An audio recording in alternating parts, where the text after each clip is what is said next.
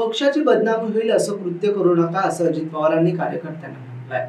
पुणे कल्याणी नगर अपघात प्रकरणात पुण्याचे वडगाव शेरी आमदार सुनील टिंगरे यांची चौकशी झाली। सुनील टिंगरे यांच्या चौकशीतून काही समोर आले नाही असं अजित पवार म्हणाले।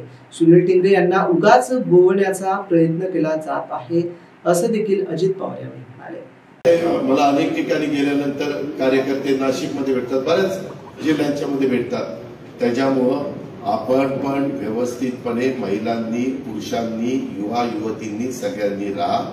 कुठेही पक्षाची बदनामी होईल अशा पद्धतीचं कृत्य तुमच्या हातनं होऊ देऊ नका।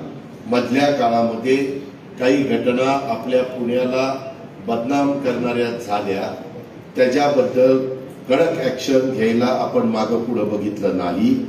जे कोणी त्याच्यामध्ये इन्व्हॉल्व होते चौकशा करून त्या सगळ्यांना जे काही कारवाई करायला पाहिजे तशा प्रकारची केली, परंतु असे निर्णय झाल्यानंतर काही कडक भूमिकेचे आदेश आले तर काही चांगले पण भरडले जातात।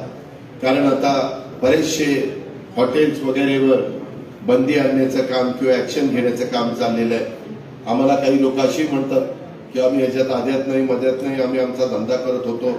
अतिक्रमण करून धंदा करत असला तर चालणार नाही, त्याच्यामध्ये अनधिकृत काही तुम्ही वेडेवाकडे प्रकार करत असेल तर चालणार नाही।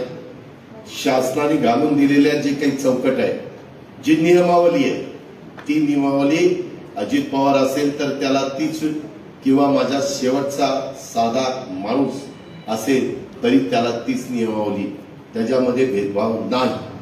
पण त्याचाही काही लोकांनी गैरफायदा घेतला, त्याच्यातनं पण आपल्यातल्या काही लोकप्रतिनिधींना बदनाम करण्याचा प्रयत्न केला।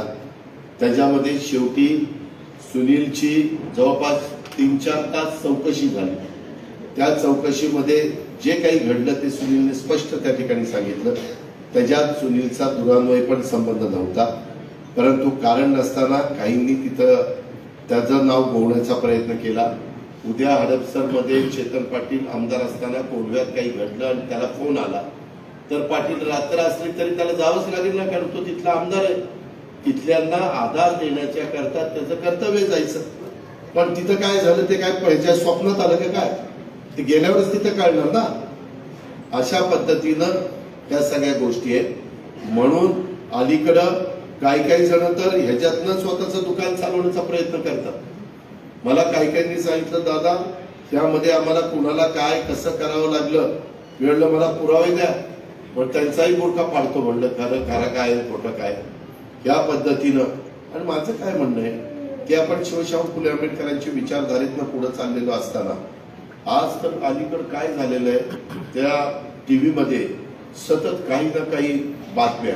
आता परवा जुन्नरला पण नाहक काही जण मृत्युमुखी पडली। त्या दिवशी माझ्या ह्याच्याच मतदारसंघातले पाटलाच्या चेतनच्या काय त्या लोणावळ्याला गेले आणि तिथं भुशी डॅमला नाही गेले, ते रेल्वेचा एक धबधबा आहे तिथं,